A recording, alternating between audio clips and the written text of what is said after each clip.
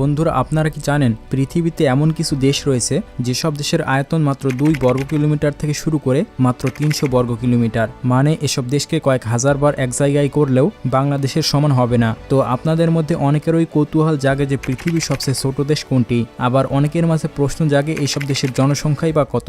তো আজকের এই ভিডিওতে আমরা জানতে চলেছি বর্তমানে পৃথিবীর সবচেয়ে ছোট 10টি দেশ সম্পর্কে, যেসব দেশে মাত্র কয়েক শত মানুষ বসবাস করে থাকে। তো চলুন ভিডিওটি শুরু করা যাক। তো 10 নম্বর রয়েছে মাল্টা। পৃথিবীতে থাকা এই দেশটি ভূমধ্য সাগরের প্রায় মাঝখানে অবস্থিত। দেশটির মোট আয়তন মাত্র 316 বর্গ কিলোমিটার। এই দেশটি মূলত 7টি দ্বীপ নিয়ে গঠিত। দেশটির রাজধানীর নাম হচ্ছে ভ্যালেটা। বর্তমানে এই দেশটিতে 5,35,000 মানুষ বসবাস করে এবং এই দেশের আয়ের প্রধান উৎস হচ্ছে পর্যটন শিল্প। এছাড়াও এই দেশটিতে 7টি প্রাগৈতিহাসিক মন্দির রয়েছে, মানে বহু যুগ আগে এই মন্দিরগুলো তৈরি করা হয়েছিল। পৃথিবীর বিভিন্ন দেশের মানুষেরা এইসব মন্দিরগুলো ভ্রমণ করতে আসে। 1964 সালের দিকে মাল্টা যুক্তরাজ্যের কাছ থেকে স্বাধীনতা লাভ করেছে।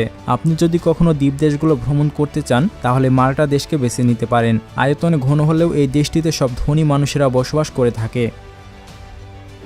এরপরে 9 নম্বর রয়েছে মালদ্বীপ। আপনি অবশ্যই মালদ্বীপের নাম শুনেছেন, যেই দেশটি ভারত মহাসাগরে অবস্থিত। মালদ্বীপের মোট আয়তন মাত্র 300 বর্গ কিলোমিটার। এমনকি আয়তন ও সব দিক থেকে এশিয়া মহাদেশের সবচেয়ে ছোট দেশ হচ্ছে মালদ্বীপ। বর্তমানে এই দেশটিতে 5,20,000 মানুষ বসবাস করে। এই দেশটিতে প্রায় 1090টি দ্বীপ রয়েছে, তবে এর মধ্যে মাত্র 200টি দ্বীপে মানুষ বসবাস করে থাকে। মালদ্বীপের রাজধানীর নাম হচ্ছে মালে। প্রাকৃতিক সৌন্দর্যে ঘেরা এই দেশটি 1965 সালের দিকে স্বাধীনতা লাভ করে।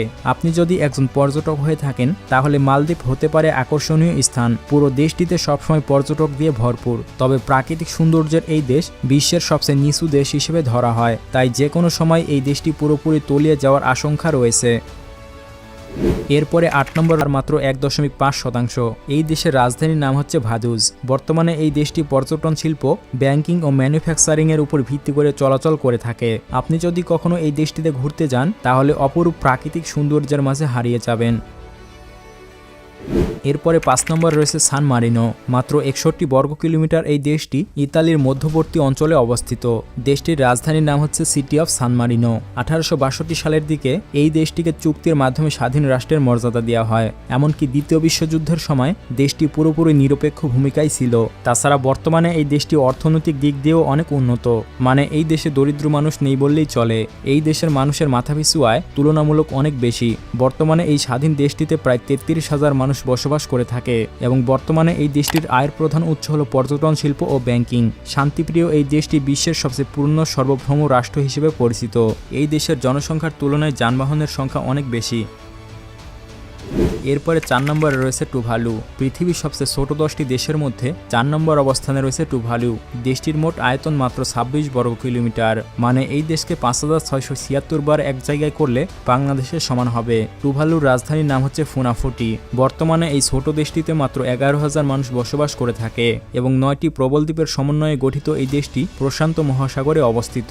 দেশটি ভৌগোলিকভাবে বিশ্বের সবচেয়ে বড় মহাসাগরের মাঝে অবস্থিত হওয়ার ফলে এটিকে বিশ্বের সবচেয়ে প্রত্যন্ত দেশ হিসেবে বিবেচনা করা হয়। কখনো যদি জলবায়ু পরিবর্তন হয় তাহলে মানচিত্র থেকে চিরতরে হারিয়ে যেতে পারে দেশটি, তাই এটি একটি ঝুঁকিপূর্ণ দেশ।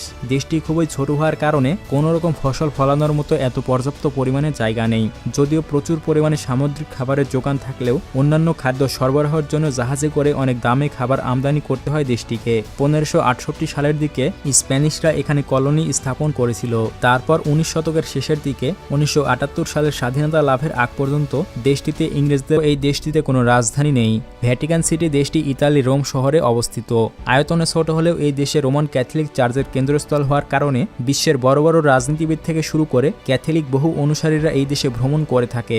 1929 সালের দিকে এই দেশটি স্বাধীনতা লাভ করলেও এখনও জাতিসংঘের কোনো সদস্যপদ লাভ করতে পারেনি। তাছাড়া এই দেশে রয়েছে বিশ্বের সবচেয়ে বড় গির্জা, যার নাম হচ্ছে সেন্ট পিটার্স ব্যাসিলিকা, এবং এই দেশের নাগরিকরা সাধারণত ইতালিয়ান ভাষা ব্যবহার করে থাকে। তো বন্ধুরা, পৃথিবীতে থাকা এই ছোট্ট দেশগুলো দেখতে আপনার কাছে কেমন লেগেছে তা কমেন্ট করে জানাবেন, এবং এই 10টি দেশের মধ্যে আপনি কোন দেশটিতে ভ্রমণ করতে চান সে এখনই রেডি হয়ে যান। তো যাই হোক, ভিডিওটি ভালো লাগলে বন্ধুদের মাঝে শেয়ার করবেন আর অবশ্যই চ্যানেলটিকে সাবস্ক্রাইব করবেন।